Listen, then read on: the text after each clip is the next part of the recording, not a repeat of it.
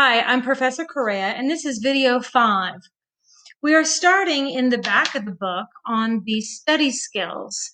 It will be the toolbox for active learning. Now, don't be confused. Make sure that you're way in the back where there are blue and green pages because the textbook has double numbers. So we want to start on page 257 on active learning. All right. Difference between soft skills, the main part of the book, and the hard skills for this textbook are in the study section. We're going to begin with becoming an active learner. I am an active learner. I'm always looking for ways to learn something new, be open to new ideas, and incorporate them in my life. Either how I study, how I run a business, how I teach. It's very important. So let's turn to page 258. Here you will see the textbook version of your study skills assessment. Remember, if you take that online, which I would prefer, you will go down the right side of your D2L and click on Getting Started with Mind Tap, Getting Started with Mind Tap, and then click Access Mind Tap. And then you'll go in and take your soft and study skills. If you cannot find that, please ask me, ask a fellow student, and then maybe we'll have to direct you to this part of the book. But this is the assessment. Continuing on page 261, how the brain learns. I don't know if you knew you were going to learn about the brain, but you've got 3 to 3.5 pounds of gray matter stuck up in the top part of your skull, and you're going to figure out how to use it best in learning. So here we are on page 261. Much has been discovered, especially in the last few decades, about how human beings learn. To benefit from these discoveries, let's take a quick peek into the brain. The brain weighs about 3 pounds and is composed of trillions of cells. About 100 billion of them are neurons.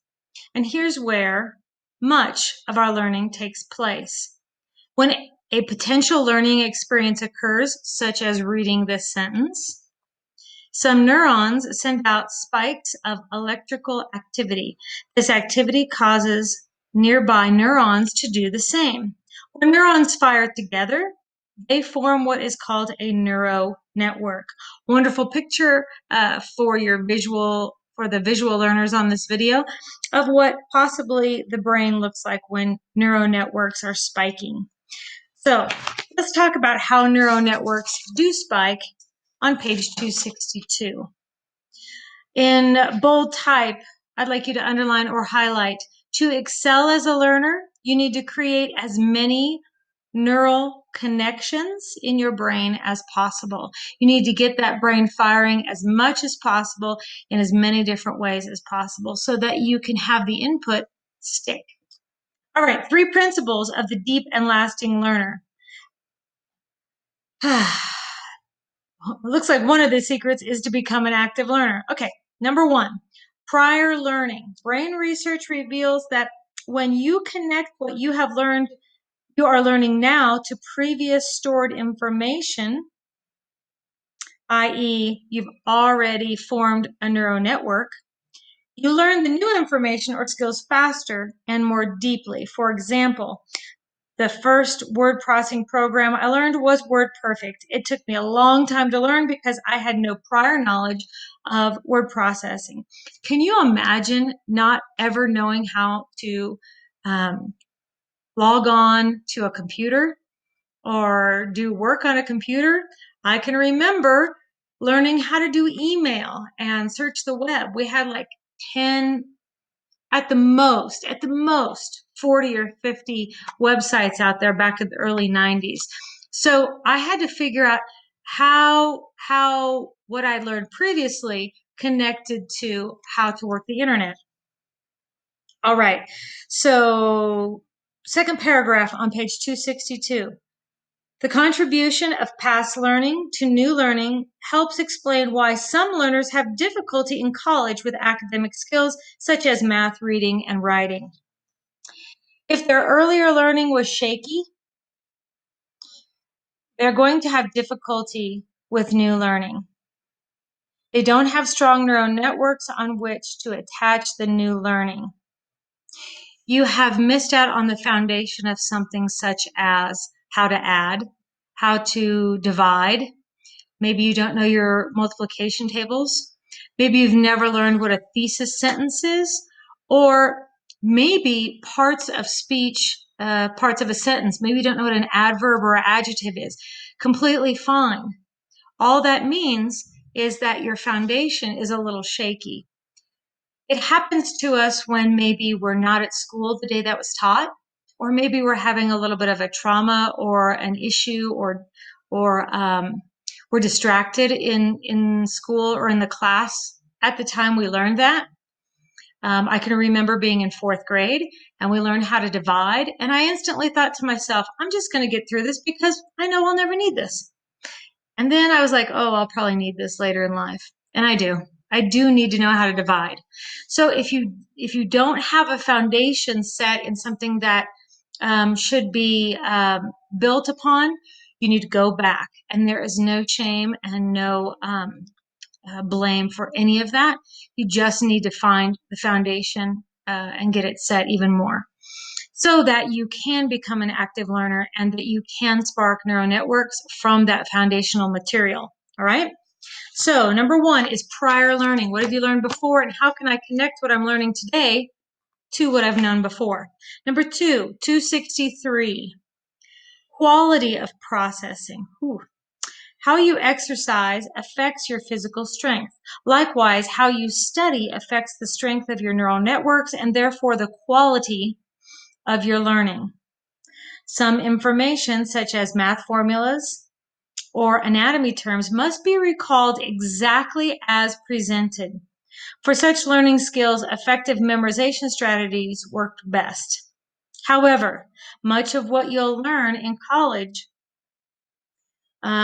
is too complex for mere memorization.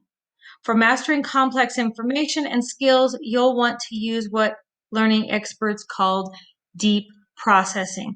Throughout this whole section in the back, we will explore deep processing. It's things like making flashcards, setting up 3 times a day in which to go over the material in one class, study groups, things like that. When I learned foreign languages in college, I put myself in different locations around campus, whether it was the laundry room or the theater or outside on the grass, because smells, sights, and involving my senses and a location helped me remember and go into a deep processing of a particular list of vocabulary words. All right, so we need to have number one, a prior learning connection. Number two, quality of processing. Number three, quantity. That means time, over and over. Quantity of processing. The quality of your learning is also affected by how often and how long you study. This factor is often called time on task. And the most effective approach is distributed practice. All right, what this is saying is do not wait till the last second to learn everything that you need to learn, because you won't learn it. You'll be cramming it and memorizing it and placing it in short-term memory. In order to build on things, you have to take several times throughout your day, your week, your month, parts of your semester to go over things. Time on task and the quality of process is the use of frequent practice sessions of sufficient lengths over time. So maybe you say, I'm going to learn this formula and process this formula in math. I'm going to do it 3 times a day with different word problems, right? You will learn it. All right, page 264, and this is going to be quick. My favorite acronym is CORE. The CORE learning system is broken up into, and this may be on a pop quiz someday because I love it so much. CORE is to collect, organize, rehearse, and evaluate.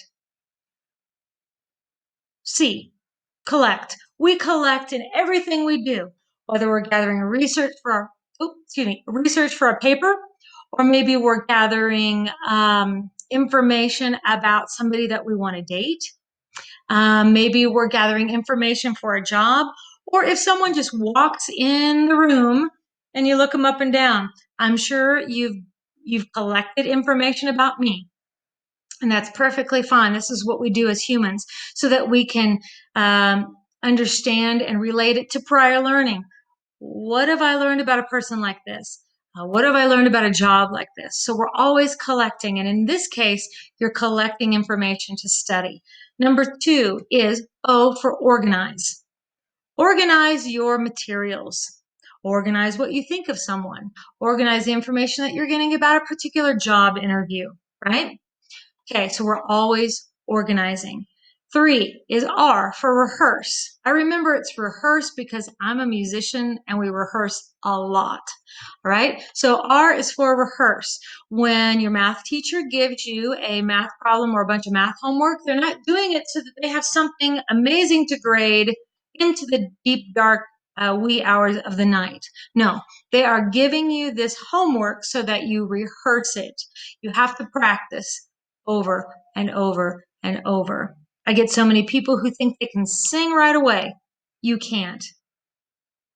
You have to practice. You have to develop the skills. And 4 is evaluate. Evaluate. All right? You want to look at what you've done. You've collected, you've organized, you've rehearsed. What did I miss? Evaluate. Can I let some of this stuff go? Do I need to go over this concept again? Do I need to gather more information because my paper is only 4 pages and I need 10? Okay, so it's collect, organize, rehearse, and evaluate. You'll see that explained more on page 264 and 265. And that is it. Thank you so much. We'll see you on the next video.